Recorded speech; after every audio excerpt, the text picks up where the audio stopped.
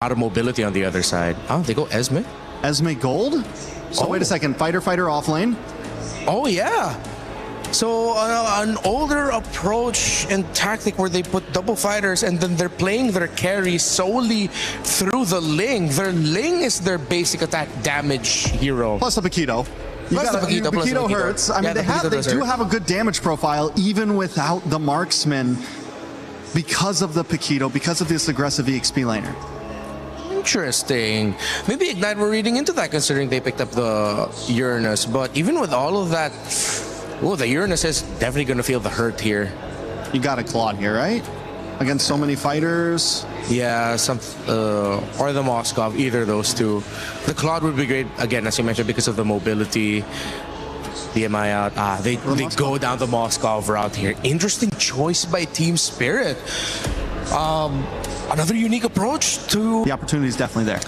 Esmeralda. I did not expect today to be a sweep day, Gideon, and hopefully it's not on this last match today. Hopefully we get 3 games here to round out day 1 of the group stages for MSC.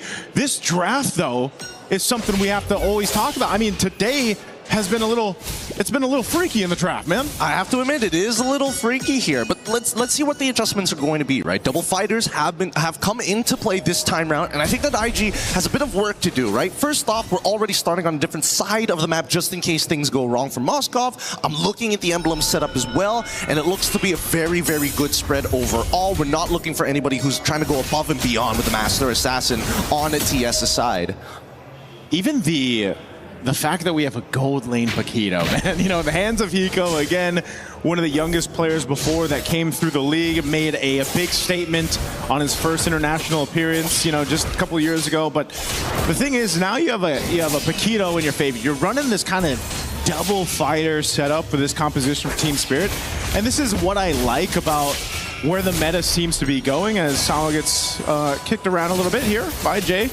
But nonetheless, with this kind of idea for a composition, this could hyper scale your Ling. I think you give the grounds for your Ling to go ahead and get scaled up really quickly for Zarigwas. And again, this is a player who I think a lot of people were looking forward to play. Was it just last year? But he was unfortunately not able to compete just in his MSC appearance last year. But now we get to see it in the hands of a Ling who seems to be rising in stock value right now in the current meta. Yeah, I mean, every Assassin player wants to get their hands on Ling. It's such a impactful style of hero, not only with ultra mobility, but genuinely just the absolute menace to play around. And I think that IG, the question is, how do they eventually punish Team Spirit? A lot of it, I think, has to be directed towards Sao before level 4.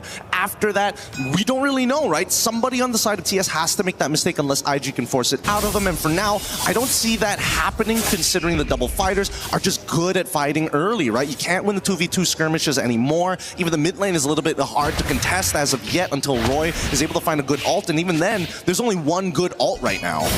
Yeah, you can see that too. Hiko just going to go ahead and cut in that wave again on the Paquito versus that Moskov matchup. It's not the normal, you know, marksman matchup that we usually see. Good little attempt, SOD thrown out towards that purple buff.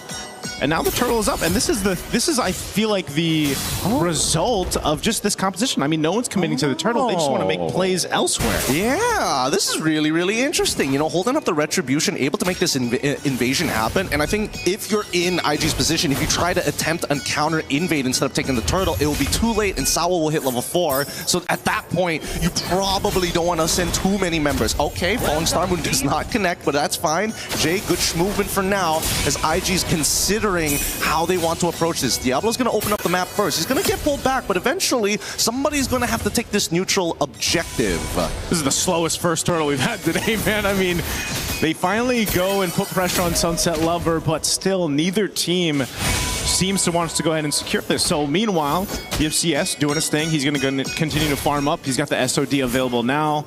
So it's just resulted into no one giving it a go just yet. But now this turtle started up by Kelvin. Half health on the turtle. All right, Fallen Star Moon already connects. Is he going to get it? Zarigwas is able to steal it away, but Noam Fury has already been unleashed. Jay forced the flicker out of there as Diablo wants to hop over the wall, takes the flicker. However, Zar chases him over, and with the help of Kid Bomba, they secure first blood. Hiko was making his way for that fight too. If they wanted to go and collapse down, if IG didn't disengage the way they did, then that would have been really bad for IG to go in that fight. We're going to look at the replay here brought to us by STC. Again, this turtle for the taking happens really fast. Good usage there with the retribution from Zara Egoist. And then they get into this fight that just did not favor IG in this. And they really had to burn some battle spells and, of course, their ultimates to try to survive with all they could. But unfortunately, you know, it was Diablo to go down first. I think it's just unfortunate that Kevin just didn't have the Sever at the right time. It got canceled out initially once the Falling Star Moon came through. And when you're in that cooldown without it, it's really difficult to actually contest for the turtle, especially when your opponent is one level ahead. For now, I mean, this is exactly what I expect from a double fighter composition. Like, these people can take damage for days, and Kid Bubba is like, I don't care unless you kick me, and there's the way of the dragon. It comes to him, and no one Fury flicker forward. With the SOD already connecting, they can't get any more than this. Zawo finally getting punished. There's the Ionic Edge.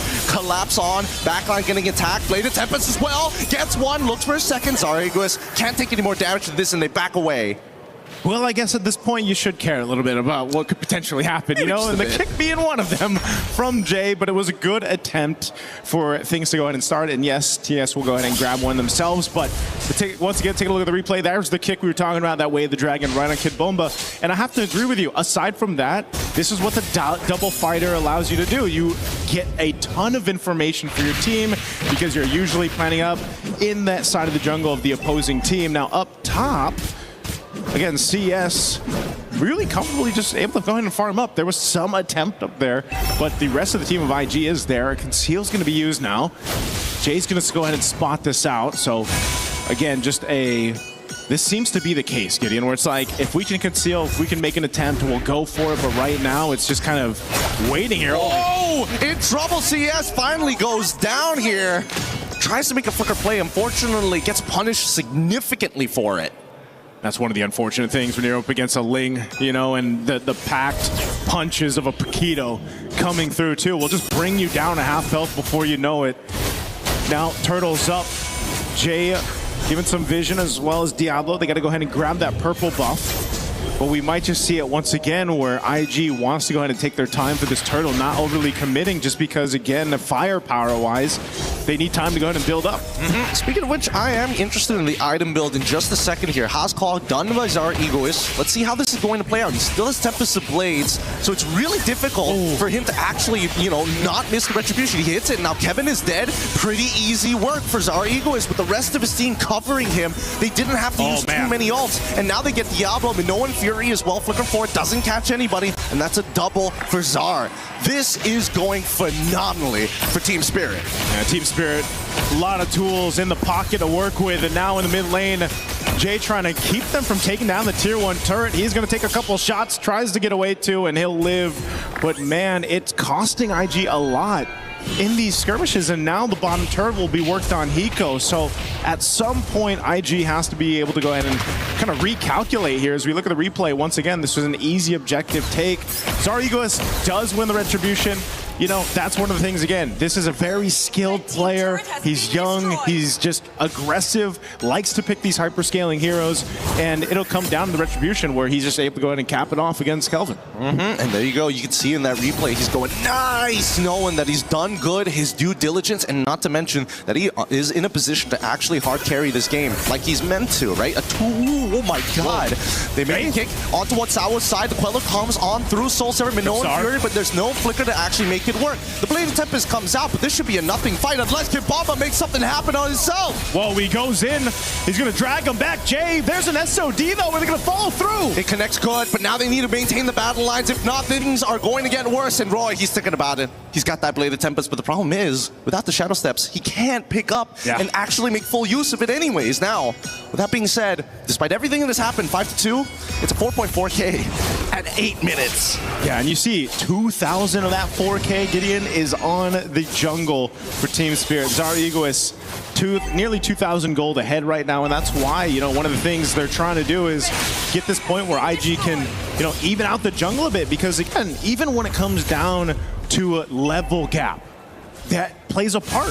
Of course, in the 50-50 for the retribution, it's not much of a 50-50 if you're too far down in this case. So now with this Lord being up, they got to go ahead and get in position. IG has constantly tried to face off against this double fighter lineup, but they're just kind of zoned out from everything. Nice little block there. Sunset Lover. Lord will be secured for Team Spirit. And look at him go. If Zara doesn't get an MVP title for this one, it's a bit tough to complain because, man, he's kind of doing so much, and it's great to see that the rest of his team is able to become that strong foundation for them. No one's really overextending. Nobody's like making too many mistakes. Yeah. And even on the Hiko side, I think he literally is having a gold lane experience as a fighter. Which is weird, right? Because it's like, man, I don't know. I don't know if boxers are used to all this gold that he can work with, you know? And right now with Hiko charged up, he can lead that charge because his kind of a threat, just with the nature of the way Paquito works and how he packs such a punch, is deadly enough where then again, Zara Egoist on the Ling, you have kind of that freedom to just join the fight when everybody is pretty low in terms of health bars. You can go ahead and capitalize some kills. Sunset Lover, I'm surprised the Jushin hasn't been picked up as much, right? Even with her nerf a bit, she's still very valuable. Like this, I mean, you're able to go ahead and drag people back. You get the Ice Queen 1, you slow them down a bit. And now this Lord is going to charge in up the top side. Shields are popped top, mid, and bottom. Oh, what a play coming in from Sunset Lover, taking advantage of the last hit on the stacks of the butterflies. Finds one and pulls him back. They try to get a little bit back. They have to move away. Oh my goodness, that was about to be absolutely nasty had it not been for flickers. Yeah, if they did. Either way, as we take a look at the replay here brought to us by STC, look at this move. This is why I was saying the Jushin, man, the value, the utility that she still brings to the table as a hero is insane. So you can force this fight into this. Yes, none of the base turrets went down, but look at the lead that Team Spirit has. Dude, that's such a good idea as well. I was paying attention to the butterfly stacks, but Sunset Lover does not miss a beat here.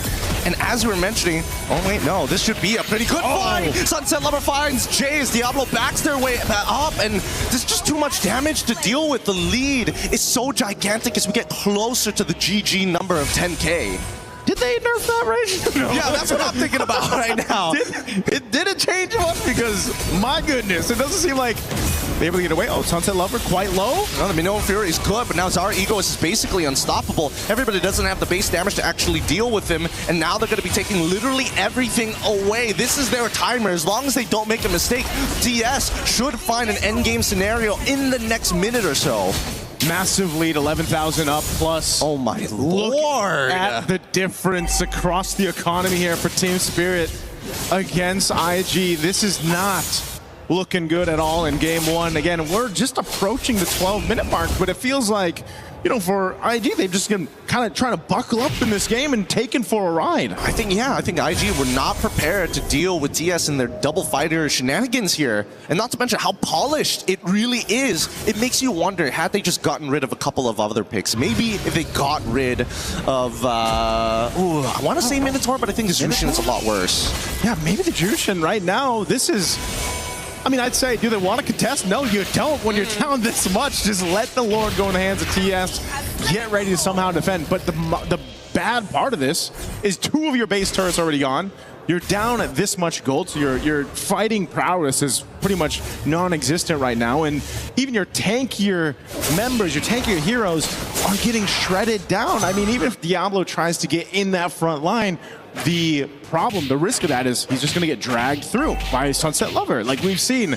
And so you have to be able to buckle in on this one because this defense, as crucial as it is, it's very dire for them. The Lord is going to make its way down mid. It really is, and I think there's a way for the entire team. If they can just zone out specifically CS, then I think they have an opportunity. But here comes the conceal. They're going to take their time. The kick, it's good. It lands on the correct target, and Minoan Fury is going to be taken away. They tried to turn this around, but Zara Egoist is able to find one as Hiko kills Jay. And at this point, the base is already done for. A good idea, however, executed just a little late and no way to delay those waves.